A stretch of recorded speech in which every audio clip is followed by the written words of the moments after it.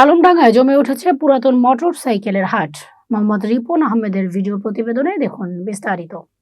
চুয়াডাঙ্গার আলমডাঙ্গায় সপ্তাহের প্রতি শুক্রবার ক্রেতা ও বিক্রেতাদের উপস্থিতিতে ব্যাপক জমে উঠেছে পুরাতন মোটর সাইকেলের হাট।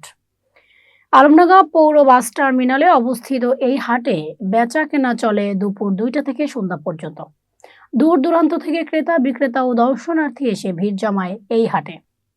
শুধু চুয়াডাঙ্গা জেলা নয়, পাশের জেলা মেহেরপুর, কুষ্টিয়া এবং ঝিনাইদহ থেকেও বিক্রেতারা এই হাটে আসেন তাদের ব্যবহৃত মোটর সাইকেলটি বিক্রি এবং চাহিদার মধ্যে থাকা কম বাজেটে পুরাতন মোটর সাইকেলটি ক্রয় করার জন্য।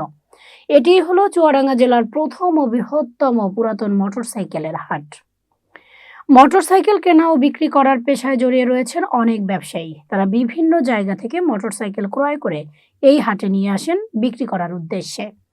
আবার অনেক সময় হাট থেকেও মোটরসাইকেল কিনে থাকেন ব্যবসায়ীরা। ব্যবসায়ীদের পাশাপাশি ব্যক্তিগত মোটরসাইকেলটি বিক্রি করতে এই হাটে আসেন আশেপাশের অনেক জেলার মানুষ। ক্রেতা বিক্রেতাদের জায়গার সংকুলান না হওয়ার কারণে আশেপাশে জায়গা বাড়ানোর কার্যক্রম শুরু করেছে হাট কর্তৃপক্ষ। হাটে দেশের মানুষের ব্যবহারযোগ্য প্রায় সব ধরনের পুরাতন মোটরসাইকেল পাওয়া যায়। বিভিন্ন ব্র্যান্ডের 50 সিসির মোটরসাইকেল থেকে শুরু করে 150 সিসি পর্যন্ত মোটরসাইকেল এই হাটে পাওয়া যায়। হাট কর্তৃপক্ষ ক্রেতা ও বিক্রেতাদের সব ধরনের সহযোগিতা করে থাকেন। 30 টাকার একটি টিকিট নিয়ে হাটে প্রবেশ করতে হয় বিক্রেতাদের। এরপরে গাড়িটি বিক্রি হলে ক্রেতা ও বিক্রেতা মিলে গুনতে হয় 1000 টাকা খাজনা।